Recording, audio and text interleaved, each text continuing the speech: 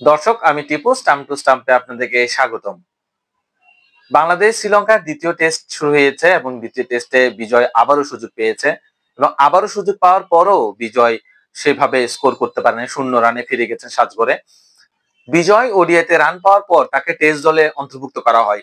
আসলে টেস্ট দলে অন্তর্ভুক্ত করলে তার গেমিং সেন্সটা কিন্তু অনেক পাল্টে যায়, কারণ ওডিআই গেমিং সেন্স এবং টেস্টের গেমিং সেন্সটা অনেক আহ, পার্থক্য আছে। কিন্তু ওডিআইতে সে যেভাবে ভালো ফর্মে ছিল, ডিপিএল এ ভালো ফর্ম কাটিয়েছে, সেই জায়গায় যদি বিজয় ভালো কিছু করতে পারতো, সেটা সেই জায়গাটা ছিল ওডিআইতে।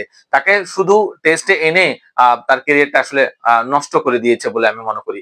কারণ সে ওডিআইতে ভালো ফর্মে আছে, তাকে ওডিআই দলের জন্য সিলেক্ট করলে জিনিসটা খুবই ভালো হতো। তবে তাকে টেস্ট দলে অন্তর্ভুক্ত করে আমার মনে হয় তার ক্যারিয়ারটা আসলে আর দাঁড়াবে বলে মনে হচ্ছে না। কারণ 3টে ইনিংস খেলেছে, 2টা টেস্টের মধ্যে 3টে ইনিংস খেলেছে, 3টে ইনিংসের মধ্যে খুব বেশি স্কোর করতে পারেনি। তার মধ্যে বেশি স্কোর বলতে 50ও একটা আসে নাই, কিন্তু যেভাবে প্রত্যাশা ছিল তার প্রতি, ওরকম প্রত্যাশাটা হয় নাই। কিন্তু আজকের ম্যাচে সে 0 রান আউট হয়ে গেছে। কিন্তু বিজয়ের কাছে এক্সপেকটেশনটা বেশি, যেহেতু কম সুযোগ পেয়েছে। কিন্তু অনেকে বলছে, বাট কম সুযোগ আমি মনে করি 3টা ইনিংস মানে অনেক কিছু একটা প্লেয়ারের জন্য।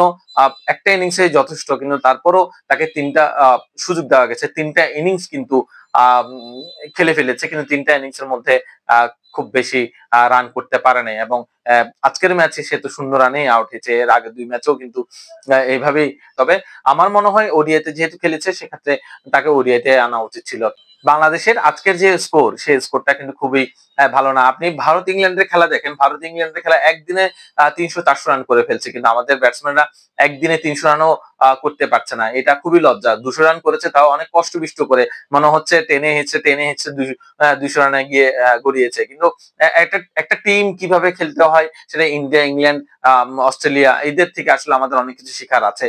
কিন্তু বাংলাদেশ অনেক পিছিয়ে আছে টেস্টে, কিন্তু এটা হচ্ছে চরম সত্য। এটা হচ্ছে চরম সত্য। বাংলাদেশ এখনো টেস্ট স্ট্যাটাস পেয়েছে, 25 বছর হয়ে গেছে। আগামীকাল 25 বছর পূর্তি করতে যাবে, কিন্তু এই জায়গায় বাংলাদেশের টেস্ট এখনো পর্যন্ত অনেক পিছিয়ে আছে। এই জায়গায় আমাদের আরো অনেক বেশি কাজ করতে হবে। আপনি যদি ইংল্যান্ড, অস্ট্রেলিয়া, ইন্ডিয়া এদের মতো টিমের সাথে ফাইট করার মতো খেলতে হয়, তাহলে আপনাকে গেম সেন্স পাল্টাতে হবে, এবং গেমিং সেন্সটা যখন পাল্টাবেন তখন আসলে ভালো ফল আসা শুরু করবে।